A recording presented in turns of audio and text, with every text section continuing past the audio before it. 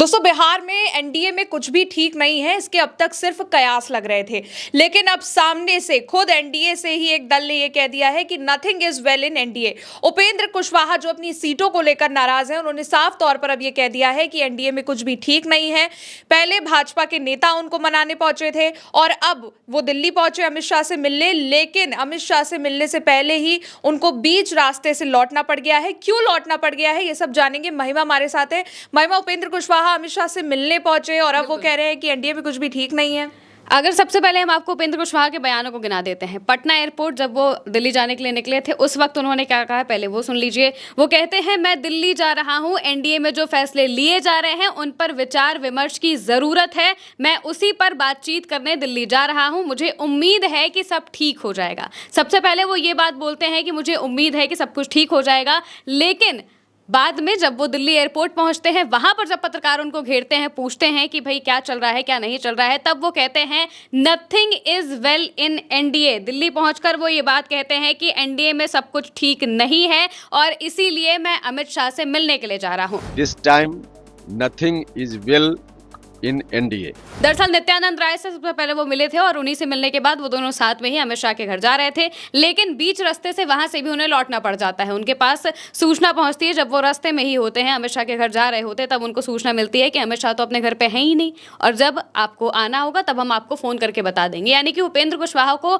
अगर सीधे तौर पर कहा जाए तो पहले से भी जो साइडलाइन चल रहे थे उन्हें अब भी साइडलाइन ही किया जा रहा है, उनकी बातों को सीरियसली नहीं लिया जा रहा है। लेकिन जिस तरीके से उन्होंने इस बयान को दिया है कि एनडीए में कुछ भी ठीक नहीं है, इससे जो तकलीफें हैं वो और ज्यादा बढ़ने वाली है एनडीए के लिए। कुशवाहा किन सीट को लेकर नाराज है वो भी जान लीजिए। सबसे पहले वो नाराज है महुआ विधानसभा सीट को लेकर। महुआ विधानसभा सीट ऐसी है जो कि चिराग के खाते में जा रही है। एक और बात सबसे जानने वाली ये है कि चिराग ही वो कड़ी हैं जिस वजह से एनडीए में इस वक्त सबसे भयंकर तरीके से घमासान मचा है। चाहे वो जीतन राम मांझी हो, चाहे वो नीतीश कुमार हो, चाहे वो उपेंद्र कुशवाहा हो, तीनों अगर नाराज हैं तो सिर्फ और सिर्फ चिराग पासवान की वजह से, क्योंकि चिराग पासवान को बीजेपी ने अपने बराबर का दर्जा दे दिया है, उन्हें अपने बगल में बिठा दिया है। वो जो जो बातें कह रहे हैं चुपचाप बीजेपी उन्हें मान ले रही है। हालांकि जिस तरीके से चिराग की सीटों को लेकर बवाल मचा, नीतीश कुमार बुरी तरह से नाराज हो गए, उन्होंने तो संजय झा को फटकार भी लगा दी थी और इसके अलावा भी जो सारी चीज़ें हुई, इस वजह से बीजेपी को अपना हाथ थोड़ा रोकना पड़ गया। यानी कि जिन जिन जगहों को लेकर बहुत ज़्यादा, जिन जिन सीटों को लेकर बहुत ज़्यादा, अगर कहा जाए कि बहुत ज़्यादा जो कार्यकर्ता है वो नाराज़ हो रहे थे, नाराज़गी देखने को मिल रही थी, वहाँ पर भी बीजेपी ने अपने प्रत्याशी भी उतार दिए हैं। जैसे मान लीजिए लालगंज की सीट की अगर हम बात करें तो वहाँ से बीजेपी ने अपना प्रत्याशी उतारा है। कहा जा रहा था कि यहाँ से ये जो सीट है ये चिराग पासवान के कोटे में जाएगी, लेकिन वहाँ पर जो कार्यकर्ता थे वो नाराज होने लगे कि भाई हम सालों से मेहनत कर रहे हैं और आप हमारी जगह पे दूसरे को सीट देते रहे। इसके जैसे ही करीब 4 से 5 सीटें हैं जो कि बीजेपी एलजेपी को देने वाली थी, लेकिन अब उस पर उसने अपने ही प्रत्याशी उतार दिए हैं। इसके अलावा भी 2 से 4 सीटें ऐसी हैं जो कि नीतीश कुमार की थी और एलजेपी के खाते में जा रही थी। वहां पर नीतीश कुमार ने खुद से ही अपने कैंडिडेट्स का ऐलान कर दिया और वो सीटें जाहिर तौर पर चिराग पासवान को छोड़नी पड़ गई कि भाई नहीं, अगर ज्यादा कुछ करेंगे तो फिर अभी इतना मसला वैसे भी चल रहा है और मुश्किल से 2 दिन बचे हैं नामांकन को और ज्यादा तकलीफें बढ़ जाएंगी। लेकिन इस बीच जब उपेंद्र कुशवाहा का यह बयान आता है कि एनडीए में सब कुछ ठीक नहीं है और विचार विमर्श बातचीत करने के लिए हम जा रहे हैं, जो फैसले लिए जा रहे हैं वो फैसले सही नहीं है। फैसले जाहिर तौर पर सीट शेयरिंग को लेकर ही हैं। अगर हम पटना से ग्राउंड रिपोर्ट्स की बात करें तो हमारे पास जो ग्राउंड रिपोर्ट्स आई हैं उनमें साफ तौर से दिख रहा है कि जेडीयू के जो नेता हैं, जेडीयू के जो विधायक हैं, जेडीयू के जो कार्यकर्ता हैं, वो एक ही बात दोहरा रहे हैं कि आप ब्रह्मांड में किसी भी पार्टी के साथ गठबंधन कर लीजिए लेकिन चिराग पासवान के साथ नहीं चलेगा। चिराग पासवान को जो, अगर हम जेडीयू की बात करें तो उनके कार्यकर्ता भी पसंद नहीं करते हैं, उपेंद्र कुशवाहा के कार्यकर्ता भी पसंद नहीं करते हैं, जीतन राम मांझी के कार्यकर्ता भी पसंद नहीं करते हैं। और इसका सीधा सा रीजन यही है कि 2020 के विधानसभा चुनाव में जो चिराग पासवान जेडीयू के खिलाफ खड़े हुए थे, जो चिराग पासवान एनडीए के खिलाफ खड़े हुए थे, अब उन्हीं के साथ मिलकर अगर वो चुनाव लड़ेंगे, जाहिर सी बात है कि चिराग पासवान की वजह से जिस नेता को वो हार का सामना करना पड़ा हो, जिस वजह से उनके वोट कटे हों, वोट बढ़ गए हों, उनको कितना ज़्यादा तकलीफ होगी अगर चिराग पासवान के लिए ही उन्हें प्रचार करना पड़ जाए। तो जाहिर सी बात है कि कार्यकर्ताओं को ये चीज़ें पसंद नहीं आ रही हैं और इसी वजह से नीतीश कुमार के घर के बाहर भी बहुत भयंकर तरीके से धरने दिए गए। जो कार्यकर्ता है वो बैठ गए थे, हालांकि नीतीश कुमार उनसे मिले नहीं। विधायक भी टिकट को लेकर बैठ गए थे और इसके अलावा उपेंद्र कुशवाहा की पार्टी में भी जो कार्यकर्ता हैं वो बहुत नाराज हैं और ये बात वो एक बार नहीं बल्कि 3 से 4 बार एक्स पर पोस्ट करके बोल चुके हैं कि भाई हमारे खिलाफ साजिशें हो रही हैं, सीटें कम करने के लिए हमारे खिलाफ साजिश की गई और ये सारी चीज़ें साजिश के तहत ही की जा रही है। ऊपरी मन से उन्होंने वो वाला पोस्ट जरूर कर दिया था जो कि सम्राट चौधरी और चिराग पासवान ने भी किया था कि एनडीए में सब कुछ बातचीत ठीक ठीक चल रही है, सब कुछ अंतिम दौर जारी है। लेकिन जैसे ही अगले दिन होता है, सुबह सुबह जब वो अपना दिल्ली एयरपोर्ट पर पहुंचते हैं तो कह देते हैं कि भाई एनडीए में सब कुछ ठीक नहीं है। और अमित शाह से बात करने के लिए जब वो जा रहे होते हैं तो उन्हें आधे रास्ते से लौटना पड़ता है। अब क्या ये जो चीज़ें हैं ये उपेंद्र कुशवाहा के कार्यकर्ता नहीं देख रहे होंगे, उनके नेता नहीं देख रहे होंगे, उनके जो भावी प्रत्याशी हैं वो नहीं देख रहे होंगे, वो भी ये सारी चीज़ें बखूबी देख रहे होंगे और ये भी जान रहे होंगे कि हमारे नेता को किस तरीके से ट्रीट किया जा रहा है।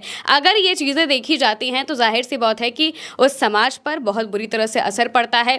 जाहिर तौर से अगर देखें तो कुशवाहा समाज इस वक्त आरजेडी की तरफ जाता हुआ दिखाई दे रहा है, क्योंकि 2 बड़े जो कुशवाहा नेता हैं वो इस वक्त आरजेडी में पहुंच चुके हैं। जेडीयू को जो थे वो आरजेडी में चले गए हैं। इस वजह से भी वोट बैंक बहुत अच्छे तरीके से शिफ्ट हो रहा है, खिसक भी रहा है। अब उपेंद्र कुशवाहा की उपेक्षा जिस तरीके से की जा रही है कि भाई पहले उन्हें कहा जाता है कि आप आइए, हम मिलेंगे आपसे, इसके लिए उपेंद्र कुशवाहा अपनी इमरजेंसी मीटिंग भी छोड़ देते हैं। 12:30 बजे आज उनकी मीटिंग होनी थी, उनके कार्यकर्ताओं के साथ उन्हें इमरजेंसी मीटिंग करनी थी, बातचीत करनी थी, लेकिन उन्हें फ़ोन किया जाता है कि आप आइए, आपसे हम बातचीत करेंगे। लेकिन जब वो दिल्ली पहुंचते हैं तो उन्हें आधे रास्ते से लौटना पड़ जाता है कि भाई आप अभी, आपको हम फ़ोन करेंगे, आपको बताएंगे कि आपको कब आना है। यानी कि वो तब तक दिल्ली में बैठे रहे, उनके कार्यकर्ता यहाँ पर बैठे रहे, इंतजार करते रहे कि हमारे नेता आएंगे, हमें चीज़ें बताएंगे, तब हम कुछ करेंगे। अब ये तो अलग अलग बातें हो गई सारी, और जाहिर सी बात है ये सारी चीज़ें नेता कार्यकर्ता हर कोई देख रहा है और उपेंद्र कुशवाहा भी इस बात को अच्छे से जान रहे हैं कि किस तरीके से उनके साथ व्यवहार किया जा रहा है। ना सिर्फ उनके साथ बल्कि एनडीए के जो बाकी दल है, चाहे आप जीतन राम मांझी को ले लीजिए, चाहे नीतीश कुमार को ले लीजिए, नीतीश कुमार के साथ भी कुछ ऐसी चीज़ें की जा रही हैं। उन्हें भी मनाने की कोशिश हो रही है। कहा जा रहा है कि अमित शाह मिलने आएंगे, अब पता नहीं कब आएंगे क्योंकि मात्र 2 दिन बचे हैं नामांकन को तारीखें खत्म होने को, जो मात्र 2 ही दिन बचे, 17 तारीख को आखिरी दिन है नामांकन का। इस बीच जो प्रत्याशी है वो भी अब अपनी अपनी पार्टियां जारी करना शुरू कर चुके हैं, प्रत्याशियों की लिस्ट। बीजेपी ने कल 71 प्रत्याशियों को जारी किया था। चिराग पासवान भी अपने कुछ प्रत्याशियों का जो नाम है वो सामने कर चुके हैं। जेडीयू भी अपने प्रत्याशियों का नाम सामने करने वाली है। जीतन राम मांझी ने तो अपने जो प्रत्याशी हैं उनको सिंबल तक दे दिया है। अब ये देखना होगा कि उपेंद्र कुशवाहा क्या करते हैं। इस वक्त वो दिल्ली में मौजूद हैं, क्या वो अमित शाह से बैठक करेंगे, उनकी बातचीत होगी, या फिर वो भी नाराज होकर वापस पटना चले आएंगे और फिर यहाँ पर कुछ अलग करने की कोशिश करेंगे। यानी कि कुल मिलाकर अगर अभी देखा जाए तो मीटिंग पर मीटिंग तो बुलाई जा रही है, लेकिन नाराजगी किसी की भी दूर नहीं हो रही है। उपेंद्र कुशवाहा सीट बंटवारे से वैसे ही खुश नहीं थे। उन्होंने तो एक्स पर पोस्ट भी कर दिया था कि आज कई कार्यकर्ताओं के घर पर खाना नहीं बना होगा। आज वो अपने कार्यकर्ताओं की मीटिंग बुला रहे थे क्योंकि उनके कार्यकर्ता नाराज हो गए कि भाई हमको इतने कम सीटों पर आग दिया गया है, हमने जितनी मांग करी थी हमें तो उससे बहुत ही कम सीटें दी गई हैं।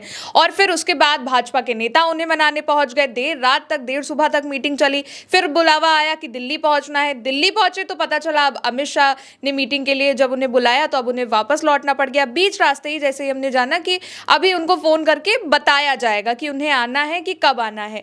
यानी कि कुल मिलाकर ये जो घमासान मचा हुआ है ये अभी तक जारी भी रहेगा, क्योंकि ना ही एक तरफ उपेंद्र कुशवाहा मानने को तैयार है और अब तो 2 और बड़े दल हैं जो नाराज होते चले जा रहे हैं। जीतन राम मांझी भी, और खास करके नीतीश कुमार के विधायक हो या कार्यकर्ता हो, सभी अड़ गए हैं कि भाई हमारी सीटों पर किसी और के प्रत्याशी क्यों उतारे जा रहे हैं, खासकर उनके जिन्होंने पिछली बार उनके वोट काटे थे। तो आगे जो भी अपडेट्स होंगे वो हम आपको देते रहेंगे और तब तक के लिए आप देखते रहिए उल्टा चश्मा यूसी। शुक्रिया।